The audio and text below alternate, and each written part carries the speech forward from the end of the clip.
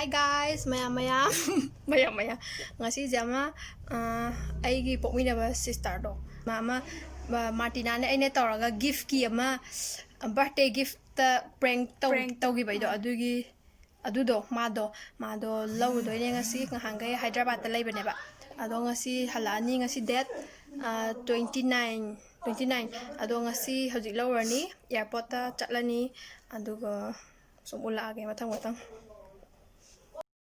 Dum! Wow! Yenge? Yenge to wow! Wow! Wow! Hajay di post tayo. Kaino. Somda yung okay ikai na mo Wow! Tasa do zemte. Kaida. Sana nang gisman to do. Last na nga isla. Harao ba na loy re ma. Nai khom da ga ta chong nan gi ni. Hi hayo. Hi. Like subscribe hayo. Yeah, subscribe. Ta view hayo. Love you. What's up here? Dum. Ay epi thake ko. Nang thakadra. Kai gi no. Sidaya nga hairo kai gi no. Kai nai no. Sidaya ngo udre. Lo kubagi.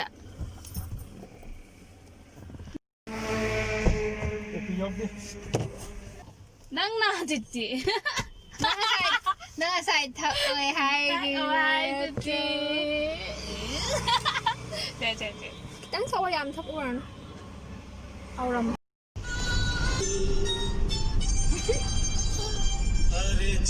Airport yêu reko.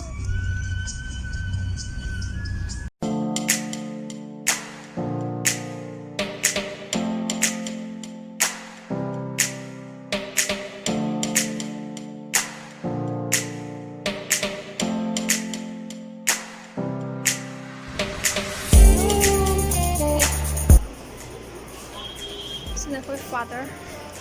Ba, jam tengo no sak to Tamil hero ma me usu. Tamil hero.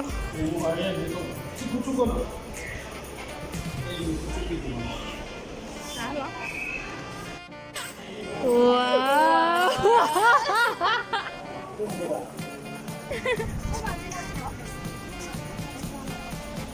Dum. Ikai sa bro na. Na ikai bro. Ku ikai yo mati. Ku ikai do. Yenge sa. Sikai no. Kumuk to zangkar. Zangkar. Ne chok bila pa se harau ra bo. Ha. Ne chok wi ko ai ngon da di pepe set kat lim. Friend ni na. Friend ni na ai ngon da di pepe.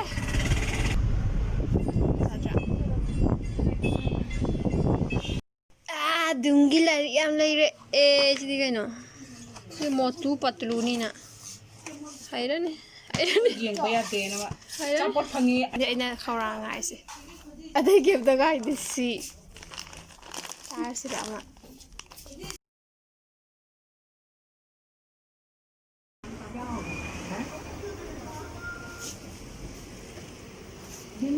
Dum. Rồi.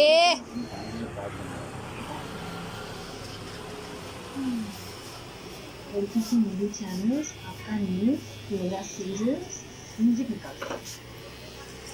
Absolutely.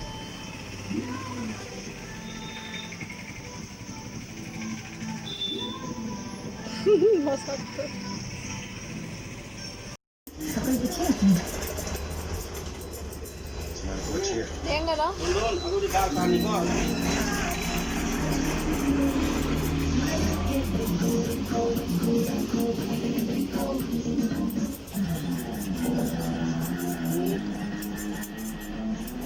Ayo straight over.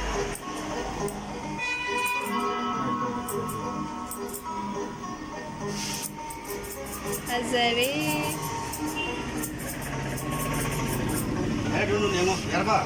Biar. Se.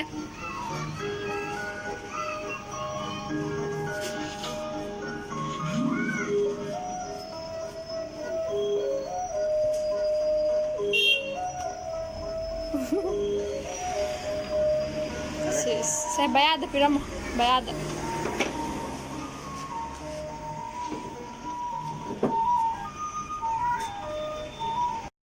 Hazaraba.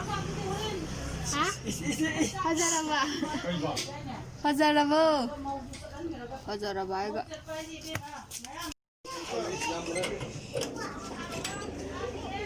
Thank Milia. Mayung chole sidi.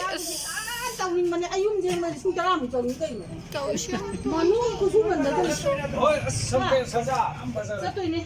Ada isi chung ham tang kuma kuntar ko dan Shiba. Chandra di ya de na lisi da. Nya. Adu ye do khib da.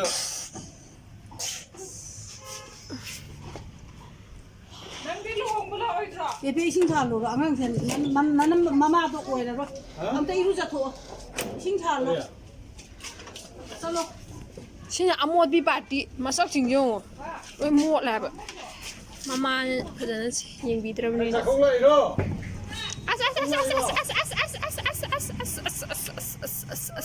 Tara kani ngai ko.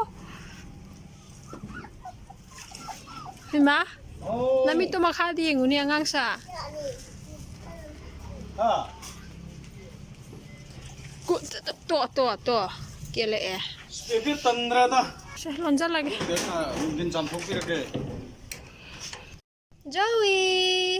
Ai no. Shibani. Ra. Sudah lah, tengok. Sudah kamera ada. Sudah kamera ada. Yang taruh. Tengok sudah.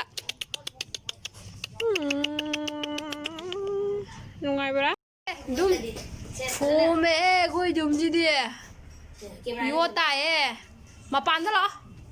Mapanda tuh. Nipi.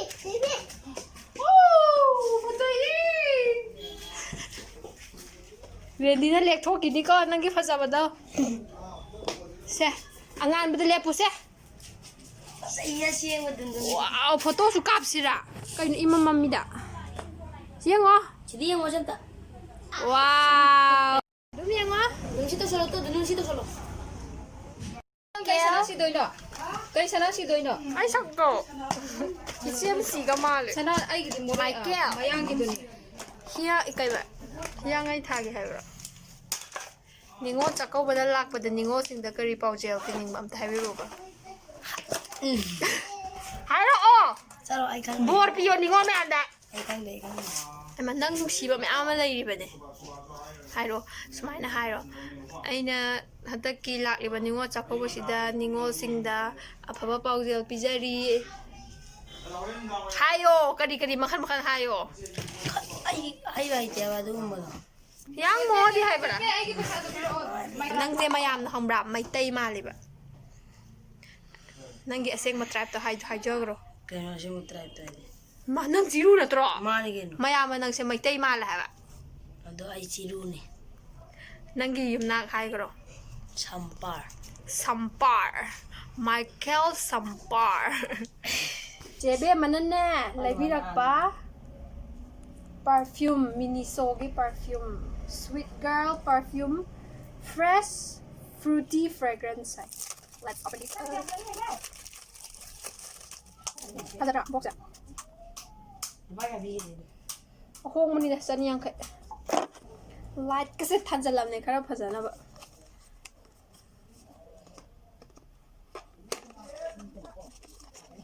Utap utap.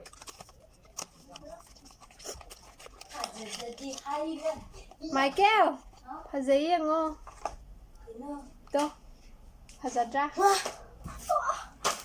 Oh no. So nice, so cute.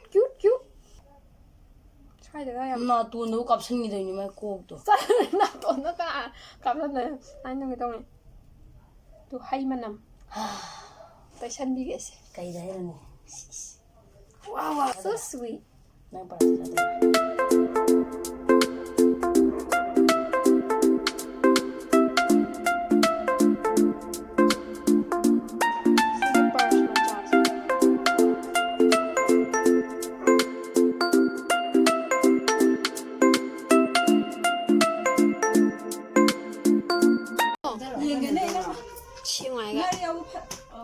4개 넣어보게.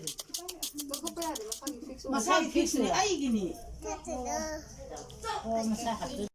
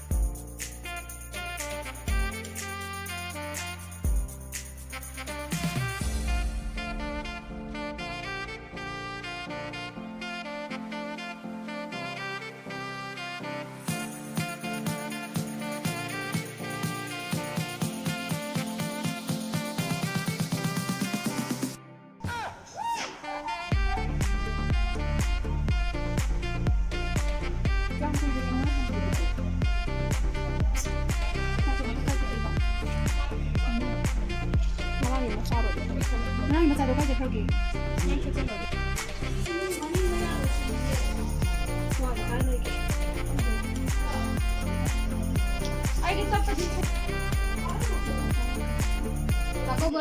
Ko ngawagi guli lai bra.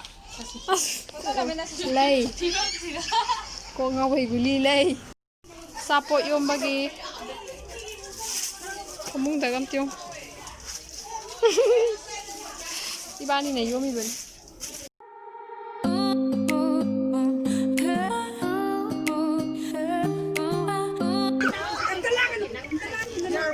Yare. Happy Heijingpot.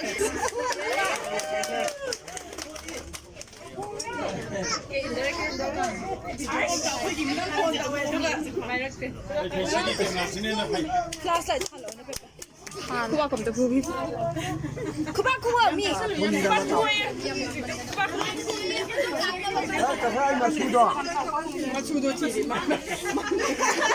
Masu mang re.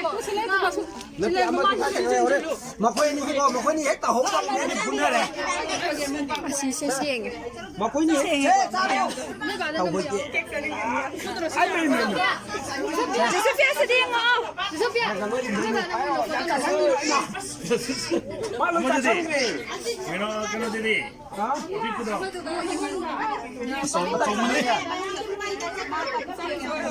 Makoy ani je ho ta to ko ama tau ta re. Ko chi khale ni. Dagam cha hoy de.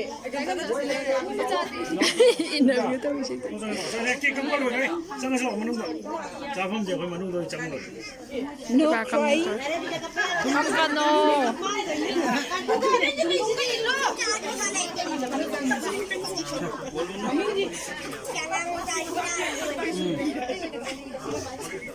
일루네 까리 말랑 소 이까 기다 양 투 깨지고 랑 투에 비다 시야가 미사니 가 지다가 포가 이제 갖고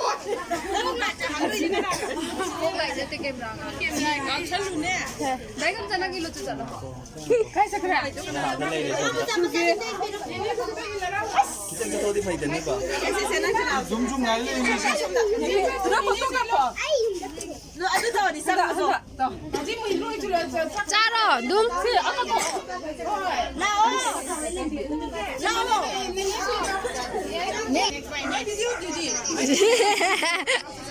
Cây nổi lại tôi ra xuống đã.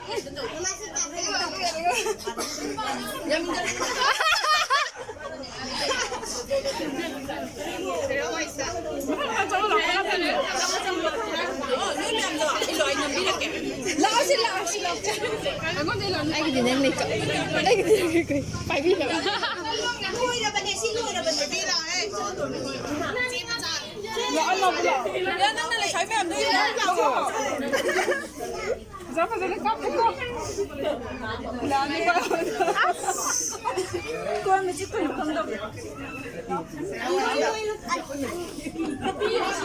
dây cơ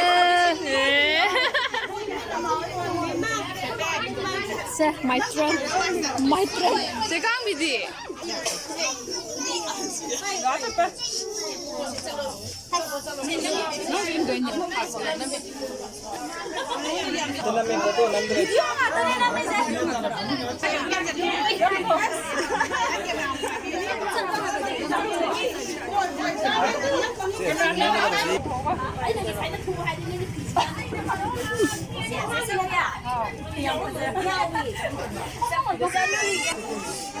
Dạ lâu cả thứ. Lâu